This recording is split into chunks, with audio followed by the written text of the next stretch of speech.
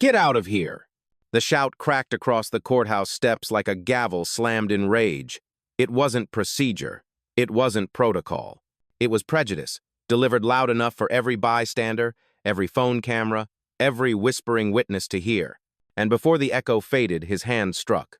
A slap, sharp, reckless, humiliating, snapped her head to the side. Gasps erupted from the crowd, some clutching their mouths, others raising their phones higher, red recording lights glowing like tiny sirens. The black woman in the cream coat didn't flinch again. She stood still, arms folded, her black briefcase hanging at her side like a weight of quiet authority. Her cheeks stung, but her presence remained unbroken, anchored in stillness. The officer who slapped her leaned in, spitting words as bitter as the blow. "Court's not for your kind. You don't belong here." His partners closed in on either side, gripping her arms, blocking her path, swelling with borrowed power. 3 uniforms, 3 guns, 3 bodies barricading the steps of justice. But the woman did not resist. She did not scream. She let silence stand taller than all of them. The crowd's murmur thickened, restless. A student whispered, "He just hit her outside a federal court?" A woman in a hoodie muttered, "Keep filming. This is gonna blow up." A suited man at the edge steadied his phone, his expression cold, deliberate, evidence in real time. The officer barked again, his tone sharp with contempt. "You people always try this stunt. Fake IDs, fake names, thinking you can slip in." He tightened his grip as if authority gave him the right to erase her. Her lips parted at last, not in plea, not in anger, but in words sharp enough to slice the noise. "Check who I am first." The steps fell quiet. The crowd stilled. Even the officer's jaw locked, his rage flickering for just a second with something else. Doubt. Phones kept rolling. A teenager whispered, "She doesn't look scared." Another voice answered, "She looks like she belongs more than any of them." But the uniforms doubled down. "You're nobody here," the slapping officer hissed, his voice low, poisonous. He wanted her silence to mean weakness. He mistook composure for surrender. She simply straightened her shoulders, unmoving, taller without rising, louder without speaking. Her silence weighed more than their shouting. Above them, United States Federal Court glared down from the marble fade, carved eternal in stone. But on the steps below, justice itself had just been struck. Before we continue, where are you watching from? Drop your city or country in the comments below. And if you believe in dignity and justice, hit like and subscribe. These stories spark change. And we're glad you're here. Now, back to her. Her gaze returned to the man who slapped her. Calm, unbroken. The silence between them wasn't empty. It was a storm gathering strength. And when it broke, the courthouse would never forget it. She hadn't come with an entourage. No flashing lights, no security detail, no motorcade. Just a woman in a cream coat, black briefcase in hand, walking up the marble steps like any other citizen on a Wednesday morning. That was the point. Her name was Judge Maya Carter, newly appointed to the federal bench. But this morning, no one recognized her. No photographers camped outside, no reporters waiting for her first appearance. She chose it that way. She wanted to see the courthouse not as a symbol on paper, but as a living organism, with all its cracks exposed. So she dressed down. No robe, no pins, no badges of rank, just clean lines, neutral tones, and the calm eyes of someone who knew power didn't need to announce itself. The officers didn't know. The clerks who glanced at her as she passed didn't know. And that ignorance, that rush to judge a book by its cover, was exactly what she had anticipated. Because this wasn't the first time. At 22, she had walked into a clerk's office in Atlanta to file her first motion. A man behind the desk looked her up and down and asked if she was the paralegal's assistant. She carried the law degree in her bag. She carried the debt on her shoulders. She carried the silence of every courtroom where she had been mistaken for less. That memory never left her. At 30, after winning her first major civil rights case, she entered a courthouse cafeteria in jeans and a sweater. The cashier whispered, "Clients only," and waved her away. She argued constitutional law in that very building the same afternoon. That sting lived in her bones, too. And now, at 42, standing on the federal steps with a lifetime of wins behind her, she felt the same sting again, this time delivered as a slap. Different faces, same energy. But unlike 20 years ago, unlike 10 years ago, She didn't just carry credentials. She carried the weight of authority. Authority she didn't need to shout about. Authority she was about to wield without raising her voice. Around her, the crowd buzzed, unsettled. Some thought she was a protester. Some thought she was trespassing. Few imagined she was the very judge the courtroom was preparing to rise for. Inside, the clerk's bench already had her nameplate waiting. Her chambers were stocked. Her docket for the day was sealed. Yet here she was, outside, treated as if she were nobody. That was why she had walked alone. Why she hadn't announced her arrival. Because sometimes the truth about justice doesn't reveal itself in documents or ceremonies. It reveals itself in how strangers treat a black woman with nothing but a briefcase in her hand. And this morning, the truth was ugly. She breathed in, steady. She looked at the 3 officers surrounding her, their grips too tight, their voices too loud, their contempt too obvious. And she thought not of fear, not of anger, but of the test she had set for herself. Will they see the robe only, or will they see the person first? So far, they had failed. But the gavel of her presence hadn't fallen yet. The slap should have been the peak, but it was only the beginning. "Step aside," one officer barked, his voice clipped like a drill sergeant. He yanked her arm harder, enough to draw gasps from the steps. "You're obstructing proceedings." Another officer, taller, sneered at the briefcase dangling from her hand. "What's in there? Fake papers? A stolen badge?" "I've seen this before." His tone was casual cruelty, sharpened by assumption. A third stepped closer, his hand hovering near his holster. "Don't make this worse. You're lucky we don't cuff you right now." The air tightened. Phones hovered higher. Every bystander knew the script: 3 men in uniform, 1 black woman accused of trespassing where she clearly didn't belong. But Maya Carter didn't flinch. She let the silence stretch, her cheek still burning from the slap, her posture unbroken. From the courthouse doors, a clerk stepped out. Pale skin, navy suit, clipboard clutched too tightly. He scanned the scene with practiced disdain, then shook his head. "What is this circus? She's obviously not counsel. Look at her." The words weren't shouted, but they carried. They dripped with the same contempt as the officer's slap, and they cut just as deep. The student with the navy sweatshirt muttered, "That's bias." His friend whispered back, "That's how it always starts." Phones caught every syllable, recording not just the violence but the language that fueled it. The clerk's voice rose louder, feeding the crowd. "We don't need loiterers here. This is a federal court, not a public square." The taller officer smirked, turning to the crowd as if searching for applause. "See? Even staff know she doesn't belong." Maya breathed in slowly, measured. This wasn't new. She'd been mistaken for a secretary, for a defendant, for a bystander before, but never had the assumptions piled so quickly, so aggressively, in front of so many witnesses. One officer jabbed a finger toward her coat. "Look at her. No ID, no robe, nothing. She's stalling for attention." Another chuckled under his breath. Maybe she thought the cameras would make her untouchable. The slap had stung, but the laughter, the dismissal cut deeper. She opened her mouth, voice low but steady. "You're making a mistake." The officer who struck her leaned closer, eyes cold. "The only mistake was letting you up these steps." He spat the word you like it was poison. The murmurs from the crowd swelled louder. A woman near the back shouted, "She hasn't done anything." A man in a suit raised his phone higher, steady as stone.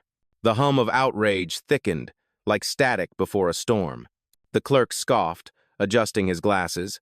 "Security, finish it. Remove her. She's wasting everyone's time." The officers tightened their grips. One tugged at her wrist. Another shoved her briefcase with the tip of his boot, sending it clattering to the marble steps. The sound was sharp, humiliating, final. But Maya didn't bend, her eyes locked forward, her posture unshaken. The crowd could see it now, the imbalance, the cruelty, the arrogance, and phones captured every frame. The escalation had begun, and it would not end the way they imagined. The steps had become a stage. 3 officers loomed. A clerk stood smugly, and a restless crowd swelled around them, cameras raised like floodlights. The hum of voices was a low tide, rising, pressing against the marble columns of the courthouse. But in the center of it all, Maya Carter did nothing. She didn't twist against the hands gripping her arms. She didn't raise her voice to match theirs. She simply stood, her breath steady, her posture unshaken, her silence sharper than any protest. That silence unnerved them. The officer who had slapped her shifted his weight, his jaw working. He expected outrage, tears, resistance. He got stillness instead. And stillness was harder to control. The taller officer sneered, forcing bravado into the gap. "What, cat got your tongue? Not so bold now, huh?" He tugged at her arm, but she refused to stumble. Her shoes stayed planted, heels locked to the stone like roots. The clerk huffed, trying to fill the space her silence carved. "She has no credentials. This is a waste of time. Escort her out before this becomes a spectacle." A student in the crowd whispered, "It already is." His friend nodded, phone camera fixed on Maya's face, calm, unreadable, magnetic. The officer leaned closer, his words dripping venom. "Say something. Defend yourself." She turned her head just enough for her eyes to meet his. Calm, steady, a gaze that held without blinking. A gaze that said more than 1,000 arguments. The crowd hushed, sensing it. The kind of quiet that makes air heavier, that makes witnesses lean closer, unsure why they can't look away. Finally, her lips parted. Her voice was low, deliberate, each word measured like a stone dropped into water. "I told you, check who I am first." The words were soft, but they carried. They cut through the static of mutters and the arrogance of uniforms. Phones caught the moment. Microphones of the street amplifying what the officers wanted buried. One officer scoffed, forcing a laugh. "Nobody cares who you are." But the chuckle sounded thin, brittle, because even he felt it, the weight in her tone, the confidence beneath the quiet. Maya didn't respond. She didn't need to. She let silence settle again, heavier this time. Silence that turned every camera into an ally. Silence that turned every witness into a judge. Above them, the courthouse doors loomed closed, like a verdict waiting to be read.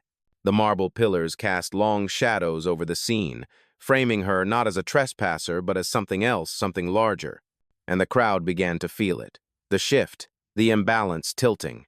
Not because she shouted, not because she fought, but because she refused to break. Her stillness was the storm forming. They just hadn't heard the thunder yet. At first, it was just phones. A few screens raised cautiously, recording in silence. But silence doesn't stay silent for long. "Are you seeing this?" a college student whispered, his voice trembling as he steadied his camera. His friend nodded, eyes wide. He hit her. "In front of the courthouse. Keep it steady." 2 rows back, a young reporter adjusted her lens, whispering into the mic clipped to her shirt. "Downtown Federal Building. Officers physically restraining a woman. No confirmation of charges." Crowd growing. Her voice quivered, not with fear, but with outrage barely contained. The murmur of bystanders thickened. Words passed like sparks. "She didn't do anything. That was a slap, not procedure. Why aren't they checking her ID?" And the cameras kept climbing, dozens now, high and unflinching, capturing every gesture, every insult, every second of restraint. The officers had become actors in a play they didn't control, the audience their jury. A man in a navy suit stepped forward from the edge of the steps. His phone was already rolling, but his voice carried clear. "State your grounds, officer. Why are you putting hands on her?" His tone wasn't loud, but it was firm, deliberate. A ripple moved through the crowd. Someone dared to ask the question out loud. The officer who had slapped her snapped back. "Back off, sir. This doesn't concern you." But his voice cracked just slightly, betraying the first hint of nerves. The reporter spoke louder, almost narrating for her viewers. "They haven't stated any violation. She hasn't resisted. She's been silent the whole time. Still, they struck her." Gasps again. Phones panned closer. The story wasn't just unfolding, it was being documented, line by line, in real time. Maya Carter didn't turn to the crowd. She didn't need to. Her stillness was enough. Her silence gave them permission to fill the air with their voices. From the back, a woman shouted, "Check her ID. You haven't even asked." Her words pierced the murmur, drawing cheers and nods. Another voice followed. "Why's she treated different?" "Because she's black. Say it." The officers stiffened. One tightened his grip on Maya's arm. Another barked, "Step back, all of you." But his command rang hollow against the rising tide of voices. The man in the suit spoke again, louder this time. "She told you to check who she is, so do it. Or are you afraid of what you'll find?" That landed. Phones swung toward the officers, zooming in, waiting for a response. The clerk on the steps shifted uncomfortably, his clipboard trembling in his hands. He muttered, "This isn't your business," but no one listened. The crowd wasn't with him anymore.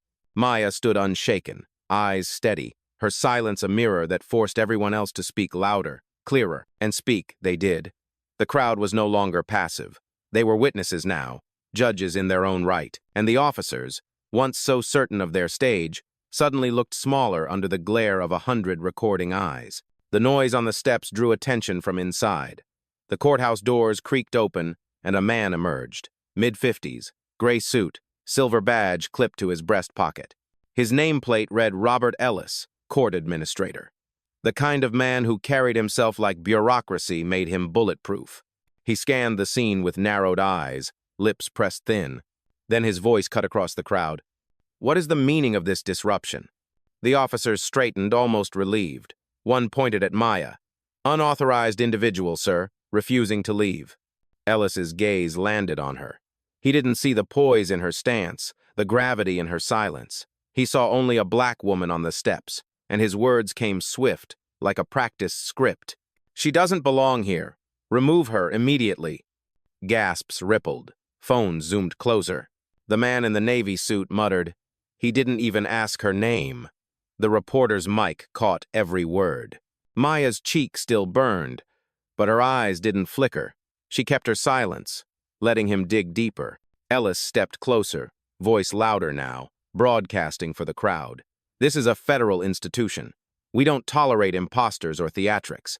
Take her down before this embarrasses us further." The taller officer smirked, emboldened by the administrator's support. He shoved her briefcase with his boot again, sneering, "You heard him! You're done here!" From the crowd, a woman shouted, "She hasn't shown resistance. You didn't even check her ID." Another voice rose, "You hit her and now you're doubling down." Ellis snapped, "Silence." But the command rang hollow. The crowd wasn't his to silence anymore. He turned back to Maya, his contempt now sharpened into something uglier. "Women like you come here to make a scene, to cry foul when protocol is followed. Not today." The words dripped with disdain, carried by the weight of his office. Phones caught them, amplifying his prejudice to every viewer who would watch it replay 1,000 times online. The man in the suit stepped forward again. "Protocol is checking her identification, not slapping her on the steps." His tone was controlled, but the crowd's agreement swelled behind him. The officer who struck her barked back, "Stay out of this. You don't know what she's capable of." The student with the navy sweatshirt whispered, "She's capable of standing still, and they can't handle it." His phone never left her face calm, unreadable, dignified. Ellis's patience snapped. He jabbed a finger toward Maya. "You have no right to stand on these steps. Remove her, now." The officers tightened their grip, preparing to drag her away. The crowd roared in protest, voices clashing, phones flashing brighter, but Maya remained still, her silence heavier than their commands. She let Ellis condemn himself with every word, let the officers reveal their arrogance with every gesture. Because she knew the truth, the crowd didn't. Every insult, every shove, every slap was being recorded not just on phones, but in the record of history she was about to write. And the deeper they sank, the higher her silence would rise. The administrator's finger still pointed like a dagger when the taller officer bent down and snatched up Maya's briefcase. The leather handle slipped from her steady hand, but she didn't reach for it. He dangled it by 2 fingers as though it were contraband. "Property check," he announced smugly, lifting it for the crowd to see. "Probably fake documents inside. Fraud clear as day." The crowd erupted. "That's theft," someone shouted. "You can't take her bag," another yelled, phones angling tighter. The officer ignored them. He tossed the briefcase to his partner, who caught it with a grin and tucked it under his arm like stolen loot. The man in the navy suit's voice rang out, clear, unshaken. "You're confiscating her belongings without cause. That's illegal." But Ellis, the administrator, waved him off. "Don't lecture me on legality. She shouldn't even be here." His words slashed louder, desperate now to keep control. "Cuff her if she won't move." Gasps surged. A teenage girl at the edge of the crowd whispered, "Cuff her? For standing there?" Her friend answered, "They're digging their own grave." Both phones stayed trained on the steps. The officer who had slapped Maya earlier reached for his cuffs, the metal glinting in the afternoon light. He pulled her arm forward roughly, announcing for the cameras, "You are under arrest for trespassing."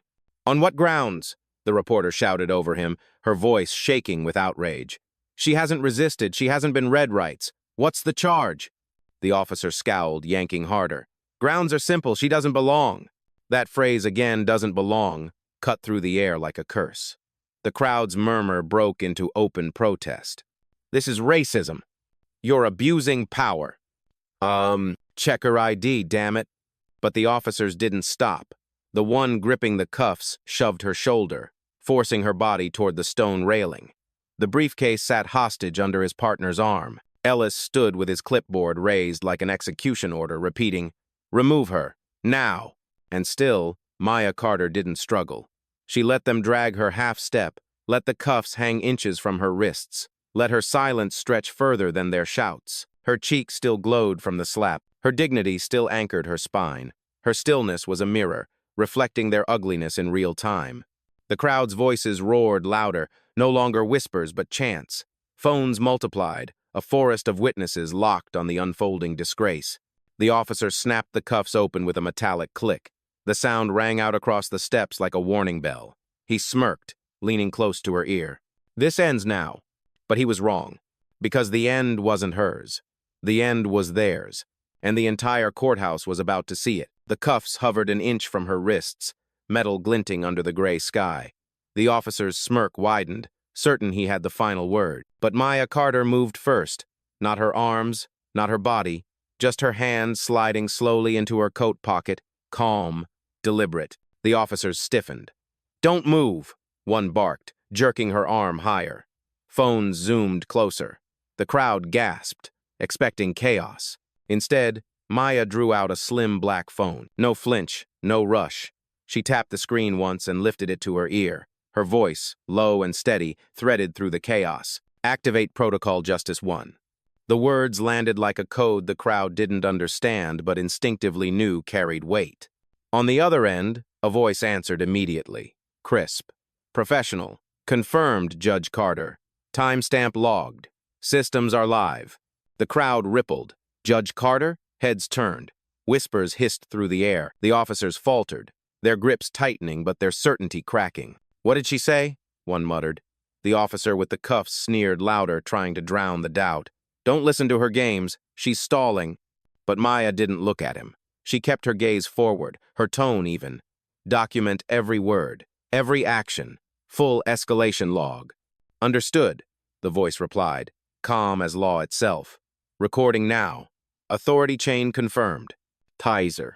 The man in the Navy suit lowered his phone just long enough to say, "She just called a protocol. Did you hear the title she used?" The reporter's eyes widened. "Judge." She said, "Judge Carter."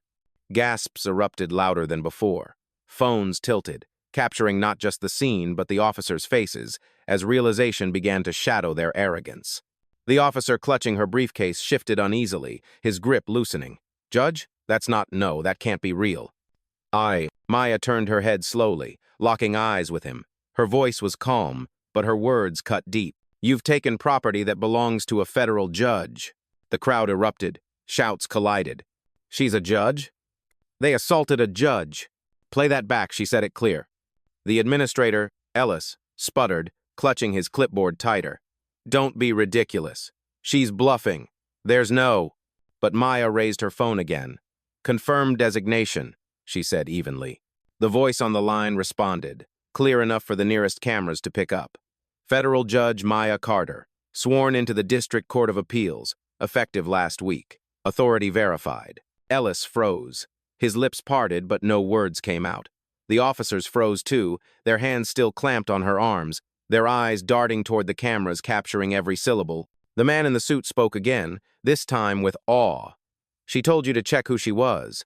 Well, and now, the whole courthouse was beginning to understand. The steps were no longer just stone. They were a stage, and every phone in the crowd was a spotlight fixed on Maya Carter. The officers still clutched her arms, but their grip had softened, confusion leaking through their fingers. The briefcase thief shifted uneasily, his smirk gone. Ellis, the administrator, stood frozen, clipboard trembling in his hands. Maya lifted her chin, steady, unbroken. Then she spoke not loudly, but with a clarity that cut through the air sharper than any gavel. "I am Judge Maya Carter, Federal District Court. The seat inside belongs to me." The crowd erupted. Gasps collided with shouts, voices surging like a wave. She's a judge. They hit a judge. Play it back, she just said it. Phones swung toward the officers, capturing every twitch of fear now written on their faces. The man in the navy suit lowered his phone just long enough to point at them. You laid hands on a judge. Every second is on record. The reporter spoke into her mic, voice shaking with the weight of the moment. Breaking. The woman restrained on the courthouse steps has just identified herself as Judge Maya Carter, newly appointed. Officers and staff appear to have assaulted her before confirming her identity. Ellis tried to recover, his voice cracking as he barked, "Don't listen to her. She has no credentials." But Maya raised her phone again. "Confirm publicly." Toad. On the line, the assistant's voice rang out, amplified by the crowd's hush. "Federal Judge Maya Carter. Appointment announced last Thursday. Authority logged. All access valid." The silence that followed was thunderous. The officer's shoulders sagged. One let go of her arm entirely. Another glanced nervously at the crowd, at the dozens of lenses staring back. The teenager in the navy sweatshirt whispered to his friend, "She wasn't bluffing. She really is the judge." His friend's reply was reverent. "They slapped a judge." Ellis's face drained of color. His clipboard slipped from his hand, papers scattering across the steps like white confetti of shame. This isn't." His words trailed into nothing. Maya turned her eyes to him, calm, cutting. "You called me an impostor in front of my own courthouse." The crowd roared. Some clapped, some shouted in disbelief, but no one looked away. The officers, once towering, now seemed small under the weight of 100 witnesses. The cuffs still dangled from one's hand, but he let them fall, the clatter ringing against stone like a verdict reversed. Maya didn't smile. She didn't gloat. She simply stood taller, her silence now thunder, her presence undeniable. The truth was no longer hidden. It was carved into the moment itself, and everyone watching knew. The balance of power had just shifted. The revelation landed like an earthquake, and the aftershocks rippled through every face on the courthouse steps. The officers who had gripped her arms moments ago now stood paralyzed, their hands hovering uselessly at their sides. The one holding the cuffs stared at the metal in his palm as if it had betrayed him. His smirk dissolved into dread. The briefcase thief clutched the leather bag tighter, then hesitated, unsure whether to drop it or hide it. Ellis, the administrator, looked gutted. The blood drained from his face. His lips quivered. His clipboard lay forgotten at his feet, papers strewn like discarded excuses across the marble. His voice rasped, searching for authority that no longer answered him. This can't," but the words collapsed under their own weight. The crowd erupted. Cheers, gasps, angry shouts all tangled together into a single roar of vindication. "She told you to check. You slapped a judge." Justice for Judge Carter." Phones tilted higher, capturing every angle, every reaction. The live streams exploded, thousands watching in real time as arrogance turned to panic. The reporter nearly shouted into her mic, her voice trembling with adrenaline. "Confirmation received. Judge Carter has declared her authority publicly. Officers and staff implicated in a physical assault. Crowd reaction is overwhelming." The man in the navy suit pointed straight at the officers, his voice sharp. "Return her property, right now." His words carried, buoyed by the swell of the crowd. The briefcase thief fumbled, his bravado gone. He set the bag back on the steps like it was radioactive, stepping away quickly, his eyes darting to the cameras that had already judged him. The officer with the cuff stammered, We didn't know." His voice cracked, the excuse too small against the weight of what they'd done. Maya stood motionless, her silence heavier than their panic. She didn't need to answer. The crowd had already rendered its verdict. A teenager shouted from the back, "You see what happens when you judge by color instead of truth?" Applause followed, loud and relentless, until it rolled down the steps like thunder. Ellis tried once more, desperation cracking his tone. "She wasn't announced, no one told us." But the words drowned under the chants. "Judge Carter. Judge Carter. Judge Carter."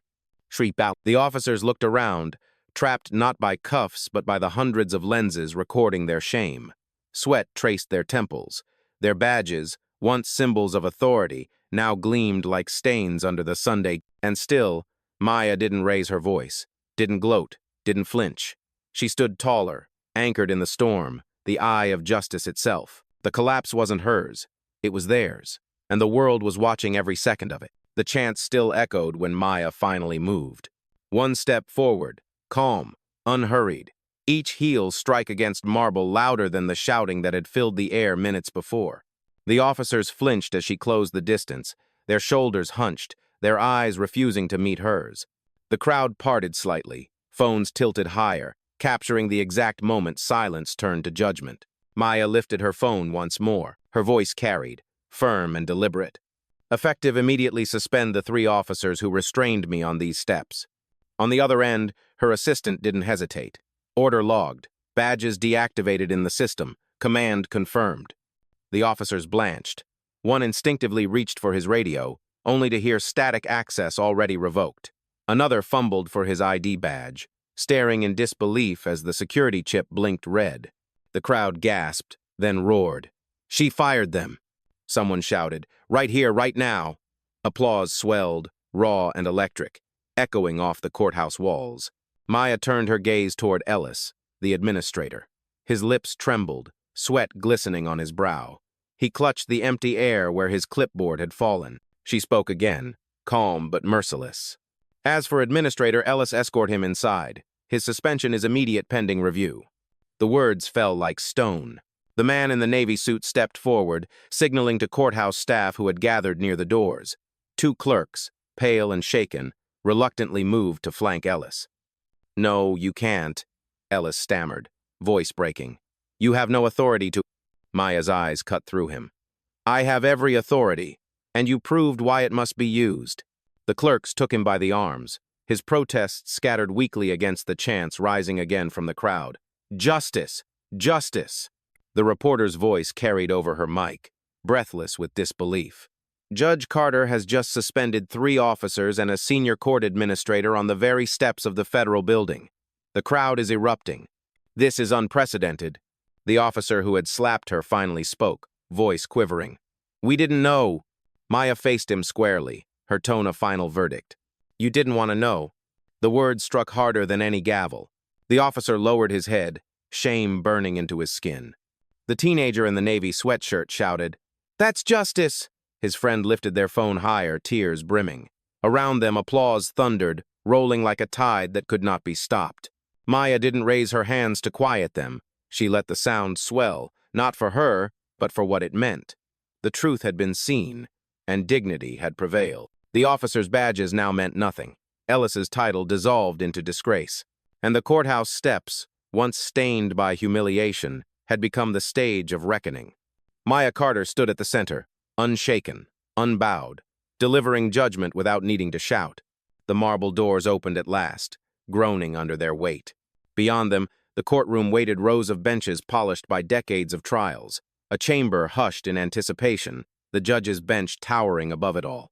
The crowd on the steps parted as Maya Carter walked forward. Each step was deliberate, echoing against the stone, carrying the authority no slap, no sneer, no denial could erase. The officers she had suspended stood frozen, powerless, their radios dead, their badges void. Ellis had already been escorted inside, his protests swallowed by the very walls he once commanded. The reporter's voice shook as she narrated into her mic. "She's entering the court now. Judge Carter is taking her rightful seat." The live stream counter ticked upward by the thousands. Inside, clerks rose instinctively. Even those who had doubted her before could not deny what the crowd had witnessed outside. The air shifted, as if the building itself recognized its rightful keeper. "All rise," a bailiff called out, his voice uncertain at first, then steadier, louder. "All rise for Judge Maya Carter." The chamber stood. The crowd outside hushed, leaning forward through the doors, phones raised high to capture the moment. Maya climbed the steps to the bench. She set her reclaimed briefcase on the desk, her hand resting on it like a signature carved into stone. Then she lowered herself into the chair that had always been hers. The gavel lay before her, polished, waiting. She did not strike it. She didn't need to. Her presence was strike enough. She looked out over the courtroom, over the sea of faces that had watched injustice unfold and truth prevail. Her voice was calm, steady, final. Justice doesn't begin with violence. It begins when truth takes its seat. The words hung in the chamber, echoing beyond wood and marble, spilling back through the open doors to the crowd outside. Applause swelled, not chaotic, but reverent like a hymn of vindication. Phones caught every angle. Clips would spread by the millions before sunset. But in this moment, none of that mattered. What mattered was here. A black woman, once slapped and denied, now seated in the highest chair of authority, her silence having thundered louder than any blow. The officers lowered their heads. Ellis was gone. The crowd's roar filled the steps, and Maya Carter sat tall, unbroken, where she belonged. The gavel never needed to fall. The judgment had already been delivered.